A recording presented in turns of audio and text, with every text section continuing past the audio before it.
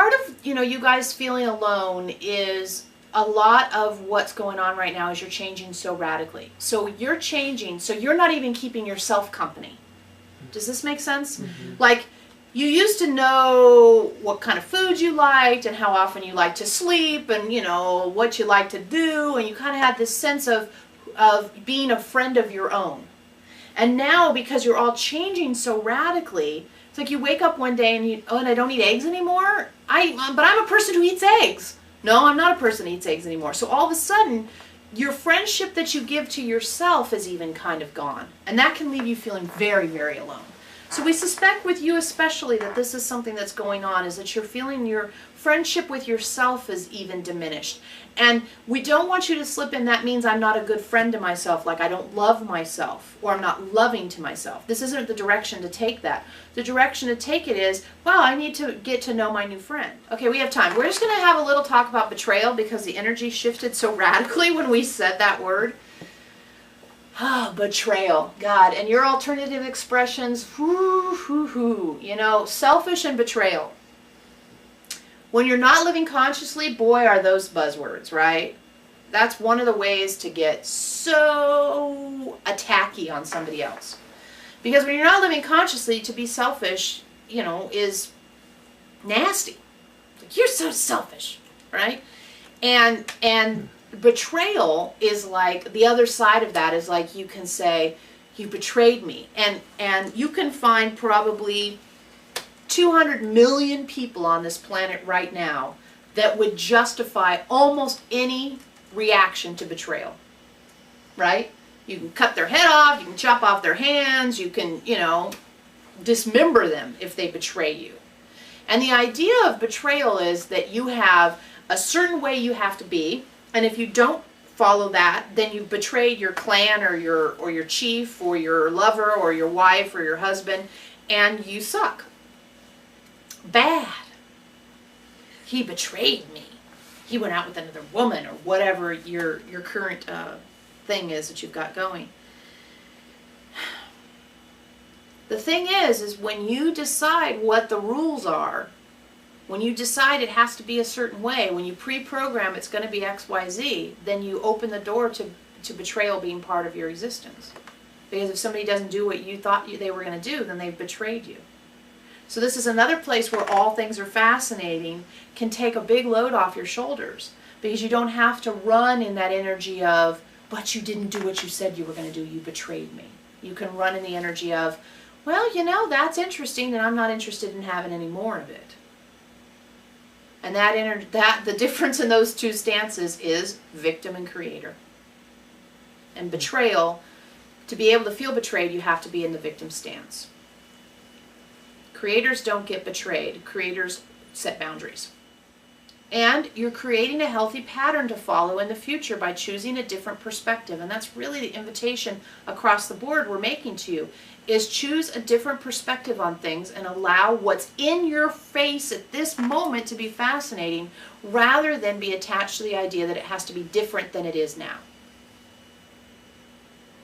If you want it to be different than it is now, you're not going to serve yourself by fighting with what is. You serve yourself by being fascinated and setting boundaries about what is. I'm a singer, guitarist in a band. I'm now learning cover tunes to work in a club to make some extra money. To be able to work, we have to learn songs that people already know.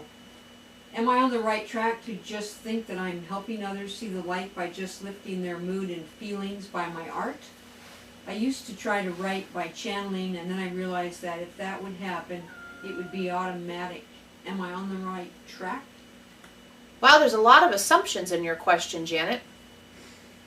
A lot of assumptions. So let's look at that together, huh?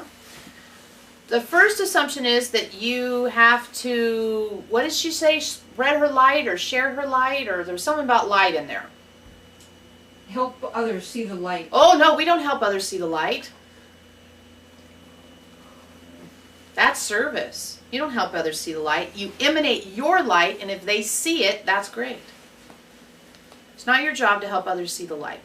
If you go around trying to help others see the light, then you're focused outside of yourself, and you can't do a darn bit of good. So you want to Let your light shine, and if they see it, they see it. If they don't, they don't.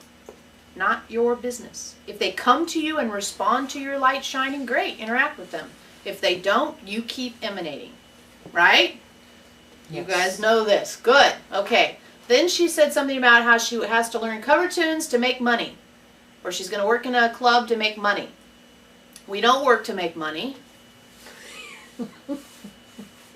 We work to grow spiritually, and we get paid for that effort.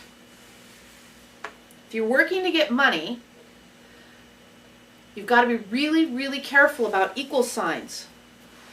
You go to work, in your case, you go and sing, and money flows. I am in financial flow, and money comes to me in infinite ways, not just by going and learning cover tunes. Now, does it delight you to learn cover tunes? Does it intrigue you? Does it fascinate you? Does it feel like it's going to develop your inner glow? Okay.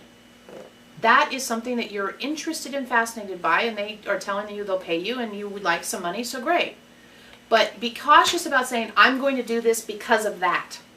We don't do things because of that. We do things because of us. Okay? Then there was something about, I'm trying to remember the last part of your question now. Oh, you were going to channel. You were going to channel your songs, and then you said something about how it has to be, it would be automatic, or how did it go? There was an assumption that it was going to come out a certain way. And we would so like to relieve you of the pain of that idea. Because if it doesn't come out just spectacularly the way you thought, then, oh, I'm not channeling, I'm not connecting with the high enough being, I'm not. It's a bit like what we talked about with Karen at the very beginning. And her drawing and her artwork. So we want you to be relieved of the burden of it has to be a certain way, or. There's no such thing of it has to be a certain way. It's the way it is. And that way I can be fascinated by and I can set boundaries about. But until you say it is, it's very, very difficult to make things change. If not impossible. Energetically. Are you on the right path? Well, there's little tweaks. Just little tweaks. And yeah. Yeah. If you want to be someone who sings cover songs and sees that as your spiritual growth and gives you an opportunity to learn more about what you want to emanate, then you're on the right path. You see how it works? Just a little bit of perspective change. She feels the burden lifted already. Oh, the burden is lifted already. That's huzzah! Plus we think in sign language that means clapping, right? Mm-hmm. Yeah, that's clapping. So that's a good way to say it. There's no wiggle room for being unconscious about your choice to be conscious. We like that one. There's no wiggle room for being unconscious about your choice to be conscious. Oh, Veronica's got to put that one on the website. That's classic.